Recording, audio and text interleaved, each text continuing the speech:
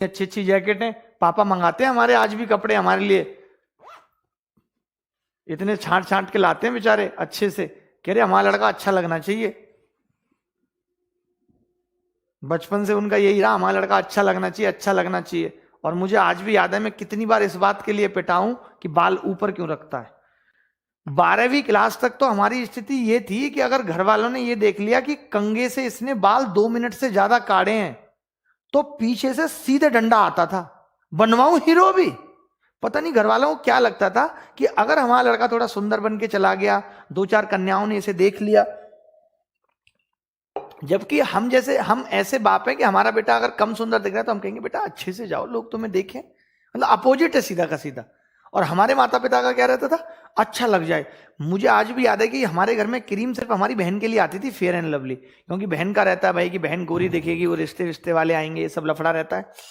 मैं क्या करता था, जैसे बहन ने क्रीम लगाई उस वक्त, तो क्रीम थोड़ी बहुत देर के लिए वो अपनी अलमारी में रखती थी, क्रीम लॉकअप में, एक अलमारी हमारी मम्मी के दहेज में मिली थी लोहे की, उसमें रखती थी वो क्रीम। तो मुझे मौका मिला, मान लेते किसी बहाने अलमारी खोली, तो मैं क्रीम निकाल के थोड़ी सी किताब में रख लेता था, किताब में सूख जाती थी वो। और फिर जैसे घर से बाहर निकले, ट्यूशन जा रहे हैं, ट्यूशन में हमारे सालनी थी, सालनी हमसे डाउट वगैरह पूछती थी, हमें लगता था कि हम सालनी के सामने अच्छे से प्रेजेंट करें खुद को।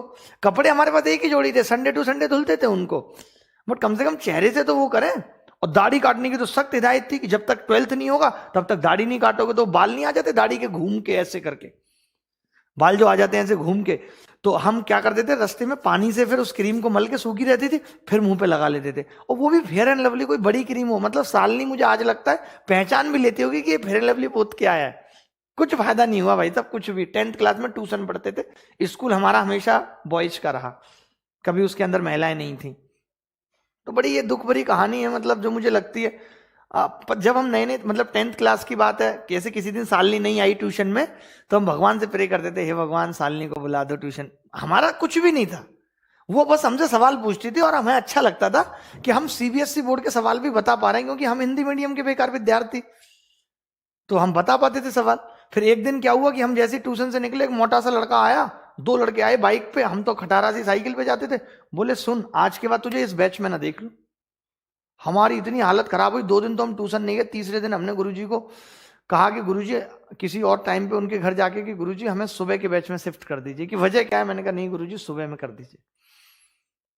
हमने अपने जितना डरपोक आदमी आज तक नहीं देखा। 3 बार पिटाई हुई है, तीनों बार पिटे हैं, सिर्फ नाक कान हाथ बचाने की कोशिश की है। कभी भी हमने ये एफर्ट नहीं लगाया कि हम सामने वाले को लौट के एक लगा दें, क्योंकि हमें पता है कि हमने एक लगाया तो वो 10 मारेगा। इससे अच्छा है कि भैया मत मारो, भैया मत मारो, ऐसे करके हम बचते रहे। क्या करें, मजबूरी है आदमी की, बचता है आदमी।